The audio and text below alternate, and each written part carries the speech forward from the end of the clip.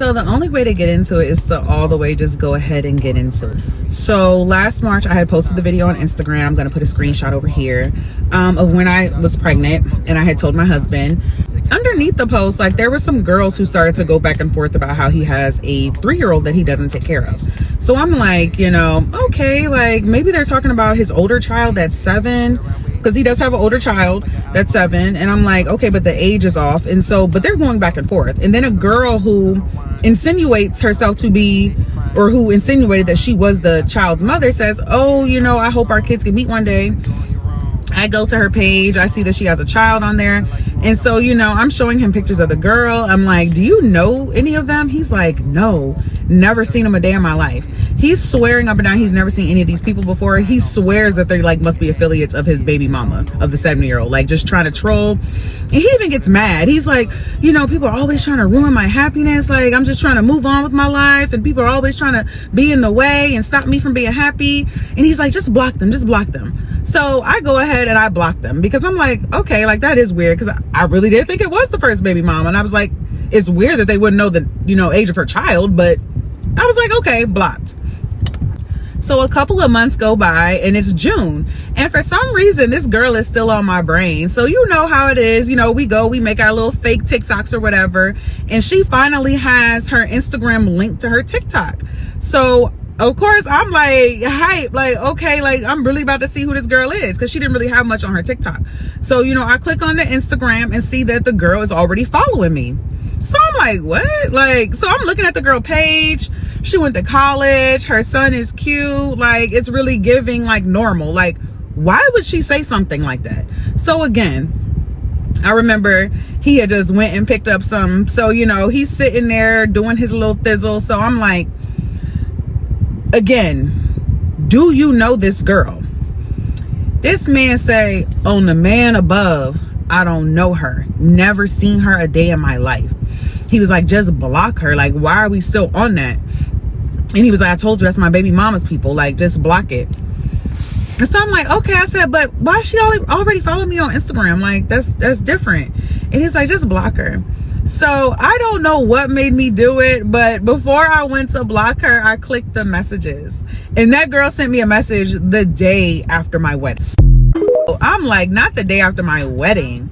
And y'all, the longest and sweetest message, where she pretty much was like, I'm not trying to ruin your nuptials, Donovan, I'm not trying to ruin your life, but you know I've been trying to get a hold of you for child support, and you know, like, I'm tired of pretty much doing this on my own. Like, come and be a dad to your kid. I'm like, again, you don't know her? He's like, oh my mama, I never seen that girl day in my life. Oh my mama. And I said, okay, I'm just gonna ask her for the proof. So I asked her for the proof. She sends me a whole text thread. Mind you, she got pictures of this man in her phone from like when they was talking back in 2019. And this was before I met him. So he really has no reason to lie about it. But anyway, so like she sends me the proof, and I literally say, so this is not you pretending to acknowledge this child is yours, talking about, hey, little man, how's my little man doing? So that's not you acknowledging that this child is yours. Y'all know this man looked at me and said that he got hacked. I said, who the fuck would pretend to be you? You work at Enterprise, and from the sounds of it, you have 2 children. Who would pretend to be you to pretend to be someone's baby daddy? It doesn't make any sense. Like, and this is the first major lie that he's ever told. So I'm low-key appalled that he would like look at the face of the truth, like with the receipts, and say that he got hacked. I am like shocked and appalled that he would say. So it ended up just being a snowball effect of like so many lies that I did not know. And mind you, that was just the first one. There's so many events that occurred after this that's like, what in the entire fuck? So of course, you know, I do the responsible thing. I asked the girl, like, what does she need? You know, she's like, oh, I need his job information, like his name, birthday, all of that stuff, so that way I can go ahead and do what I have to do with child support. So I go ahead and give her that information so she can do what she got to do. And so then I say, okay, so we need to be responsible. Why did you lie about the child? And he's swearing up and down, oh my mama, I swear to God, that child not mine. Like, the reason why I never told you about that child, because I really don't believe that child is mine. Like, it was a one-time thing. Like, I remember for a fact I wore a condom. I remember for a fact, actually, I didn't even come. Like, he even took it that far, y'all. But he said, but on my mama, I swear that's not my kid. Like, I don't even think for a second that's my kid. He was like, in 2019, she had my wages garnished at the VA, and I had to get a lawyer to stop her from taking my wages. And after that, he said, I never heard from her again. So I just thought maybe she went and found her daddy. And so I said, okay, so we're going to do what we have to do to go ahead and get a paternity test. And so the paternity test ended up being scheduled for like December 6th. And so we're gonna get there, but before we get there, we had another hiccup and roadblock along the way. So fast forward to October, the week of my birthday, October 3rd. That Thursday, I went in for my regular baby checkup, and I found out that there was no fetal movement. So of course, they're like, there's not a heartbeat. And at the time I was 8 months. So they were like, you have to be admitted over at Texas Women's. When I was admitted that Thursday, that Friday, they induced me early that morning. And so around 3 p.m. I had asked him to go get me a Sprite from McDonald's, because y'all know, McDonald's Sprite be really like. And so I was like, go get me a Sprite from McDonald's. He went supposedly to get a Sprite. He said he was going to freshen up. He was going to do all of that and be back in a timely fashion, right? This was at 3 p.m. This man pulls up to the hospital at 11:30 p.m. Well, I've been there all day, crying myself to sleep all day, at least from 3 p.m. to 11, right? It doesn't take that long to go get a freaking Sprite and to freshen up. Mind you, when he comes into the door of the maternity room, I can smell the Hennessy. It's so freaking strong, right? He comes in and he gets all the way undressed, like down to his drawers, like all the way undressed. And you know how they usually have a recliner in the baby room? He pulls the recliner over next to the bed, and he's like messing up the IV, knocking pills off the table because he's being so obnoxious trying to get the chair next to the bed. So he gets the chair next to the bed and leans all the way back, puts as far as the recliner will go, and put the cover over his head and proceed to go to sleep. Or he thought. So I literally say, are you fucking kidding me? And he gets up, he's like, man, what? I said, are you drunk? And he says, no, I only had a couple shots. And I said, first off, why have you been drinking at all? And why are you just not getting back at 11:30? And I said, and put some clothes on. So he's like, oh, I'm sorry. He put on his clothes. And I'm like, so where did you go? Him talking about, oh, I went to my uncle's house. Like, I don't have nobody to talk to. Because mind you, he's beefing with his whole family, red flag. But he don't have no real supports outside of this like 50-year-old drug dealing uncle that he had. So he's like, yeah, like I was over at my uncle's house. He told me to come over. And I said, so your 50-year-old uncle told you to come over instead of you coming home to be with your wife. Swearing up and down, he went to his uncle's house and they just had a couple shots. And I said, yeah, go ahead and pour it up for your dead baby. I'm like, so how tragic is it that, you needed your uncle more than I needed you? Like, what a shame. You needed your uncle more than I needed you. In the whole 3 years that we've been together, there has never been a time that I needed you like right now. And for you to fold like that, him to have folded after like I have held him down through 2 stints of joblessness. Because at that point, I'm like, at this point, nigga, like, it's not like you're in between jobs. You're jobless. Like, you can't keep a job. Held you down through 2 stints of that, and I said there will not be a third. Held you down through the fact that you did not make a lot of money, was super patient with that. Held you down with the simple fact that I was still willing to roll with the punches when we found out about the second baby moms. Y'all, it really just got worse. So stay tuned for... So, as expected, I'm super depressed after the miscarriage. I was actually more depressed than what I let people around me know that I was. At this point, we're in December, so that we went down to Dallas. We did the DNA test on the 6th, and they told us that she had until the 15th to present her son for DNA as well, and that we would be getting the results, right?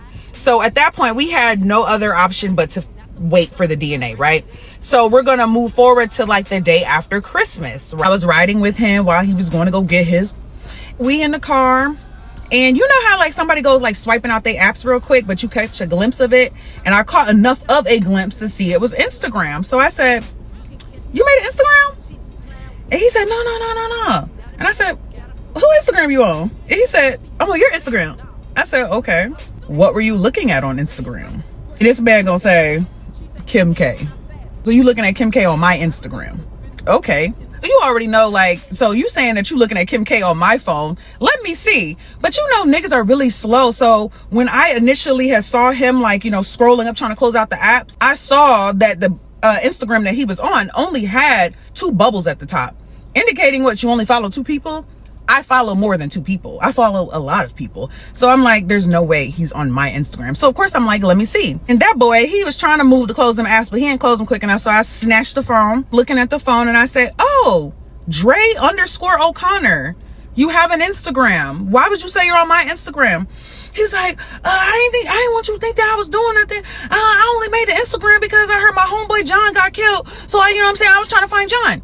So you know me, immediately go to like taking pictures with my phone of, like, you know, the follow list of, like, the front page, because I'm like, I'll just go look at that stuff later, but I just want it for my own personal reference now. He's swearing up and down that he mean nothing. And so the minute I was like about to go to the messages on the Instagram to look, right, he snatches his phone away from me. And I'm like, why'd you take the phone if you don't have nothing to hide? He like, man, because you're doing the most right now. You're doing the most. I said, how I'm doing the most, but you made a whole Instagram and I don't even know about it. And I have Instagram. Everybody and their mama have Instagram. It's not a crime to have Instagram. I go to call my mom because I'm like, this man is trying to make me feel like I am crazy. Like, why would you make an Instagram, lie about it, say you're on my Instagram looking at Kim K, and then, mind you, from what I saw in the search bar, you looking for late night freaks in Houston. So mind you, I'm trying to call my mom, and this man literally take my phone out my hand, throws it out the window on I-10, throws my phone out the window, and was just like, you don't need to be talking to nobody, and was like dead serious. So now, like, I go nuts. Like, I'm livid because I'm like, how dare you throw out a $1,200 phone that you cannot even afford to replace? You literally make $1,600 every 2 weeks. The phone is $1,100. You literally cannot afford to replace it. And you know, all of my work stuff is on my phone, all of my business stuff is on my phone, literally everything that I do is on my phone. So you will throw my livelihood out the window and not care. So I'm livid. So I'm going off in the car all the way home. So we get all the way home, right? He jumps out the car, right, and leaves the car like running, and jumps out like just trying to beat me in the house, like just like on some real like childish type stuff.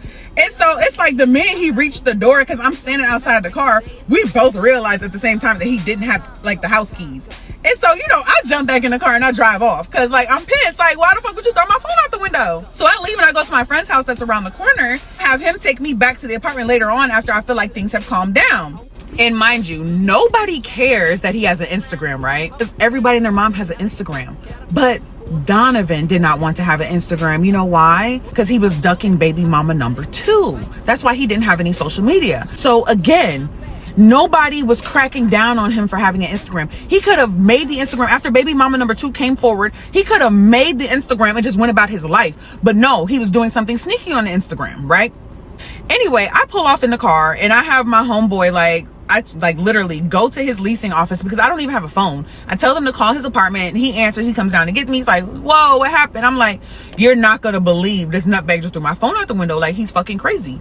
So we literally chill out for a little bit and I go back later over there to get some clothes. In the midst of going back over there, this man on the phone, like speakerphone with his uncle, like going off like he the victim. Like, I really did something to him. And I'm like, but I caught you being sneaky. Like, why do you have an attitude and I caught you being sneaky?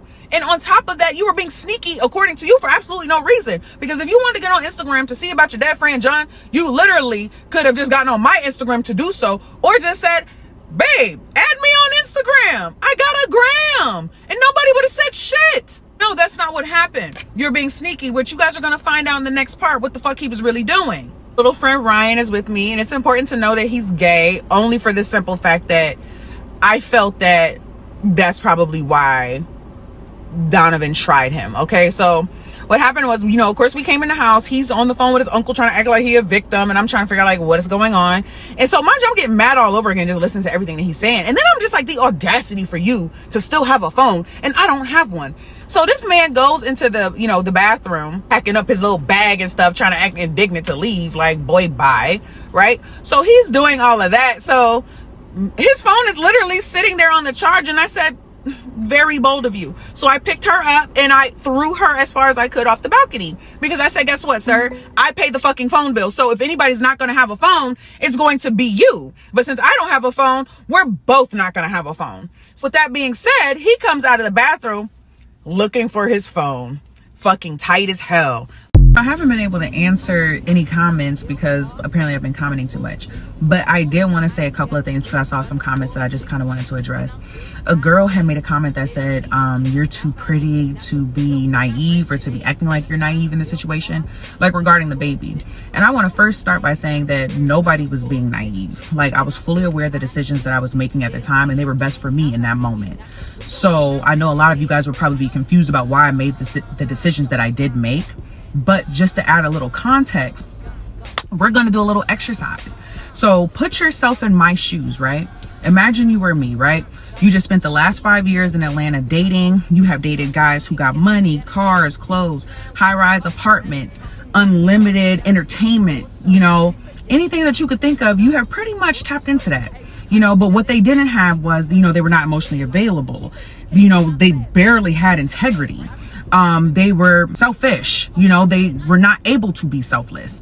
They, you know, were opportunist. They were people who were clout chasing. So, you know, you've dealt with the type of men who have the money, who have everything, right? So you move to Houston, you meet this nice, charming guy. He's good looking. He says he's the assistant chief at the VA. You know, anybody who works at the VA, we work on a grade scale system. So assistant chief, you're like GS11, GS12, you make good money.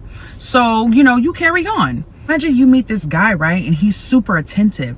He's super caring. He's loving. There's nothing that you can ask him for that he won't give you. Like, you're going to church every Sunday. You're somebody who you even felt comfortable enough to sit down and open up about your dreams for your life, the things that you want for yourself, all those different things, you know, you have felt comfortable enough to let him in, right? And at the same time, he's reciprocating, right? And it's all giving very genuine. It's all giving very loving. It's all giving, he's been out here looking for the same things that you've been looking for from someone, right? And so, mind you, he's doing all these things consistently. He's doing them effortlessly, right? Because most guys, like, that stuff is very, very hard for them, but he's doing it effortlessly. And so again, you go on and you have 500 plus days of this, 500 days of just bliss, right? 500 days of bliss. And then you mean to tell me out of the blue, you're 4.5 months pregnant. This person says that he has a child that he doesn't take care of. Mind you, he just fell out with the baby moms and he's no longer seeing the child. Why would you thought that that's not the child that they're referring to? So he has a 7-year-old, but the age is off, you know, when they start throwing in ages and stuff. And then when a girl insinuates that she's the mother, now you're like, this can't be possible. He's not even capable of doing something like this. Not the character of this man that I've just saw for the last 500 plus days could he possibly. He cannot be capable of this. I refuse to believe he could be capable of this, you know? So imagine that, right? Imagine, you know, he lies about it. You find out that, like, he does know the girl. She sends you the thread of them communicating with each other. And, you know, at this point, he does come clean and he says, you know, it was just one time. And, you know, I did not tell you about the baby because I did not think the baby was mine. And then on top of that, he said, she ghosted me. I never saw or heard from her again. At this point, he's making a legitimate point.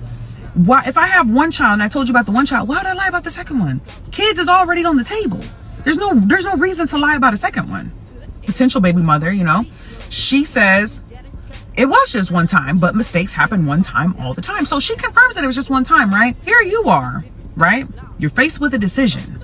You have had 500 plus good days of consistency, of a man with great character, right? 500 days. Mind you, you're 4.5 months pregnant. Would you trade that 500 plus days for that one egregious lie? And mind you, it's egregious. That one egregious lie, but there is a possibility that she may not be his baby mother, right? And it happened before you. Would you be willing to throw the towel in on your marriage with that information in that context given? 500 plus good days.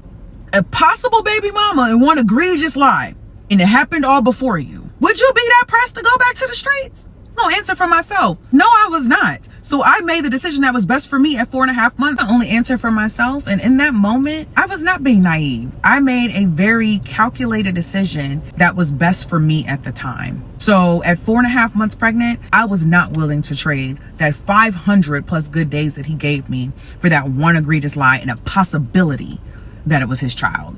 It had all happened before me. So no, I was not. So I hope that answers the question for the girl who asked about the being naive part, right? It's so funny how people keep saying like, oh, that's the first major lie that he told that you're aware of. Duh. That's why I'm telling the story. Duh. And that's why it starts there, because it's the first major lie that I was aware of. Like, of course, this story is going to end with the fact that he is an egregious liar and has lied virtually about everything about himself. But that was the first lie that I caught. I feel like people keep making this statement like, oh my gosh, you're so gorgeous. You're too pretty to have dealt with that. Thank you. I appreciate it. But even if I was ugly, I wouldn't have deserved that. And anyone that anyone deems as unattractive, they don't deserve that. Nobody deserves to go balls to the wall giving someone your all and they look you dead in the face and spit in your shit and tap dance all over you. Nobody deserves to be regarded in that manner and to be treated like that. So I would hope that, you know, you would all know that as well, that like at the end of the day, a piece of shit person is just a piece of shit person. Whatever God got for them is whatever God got for them. What you look like has nothing to do with how someone treats you.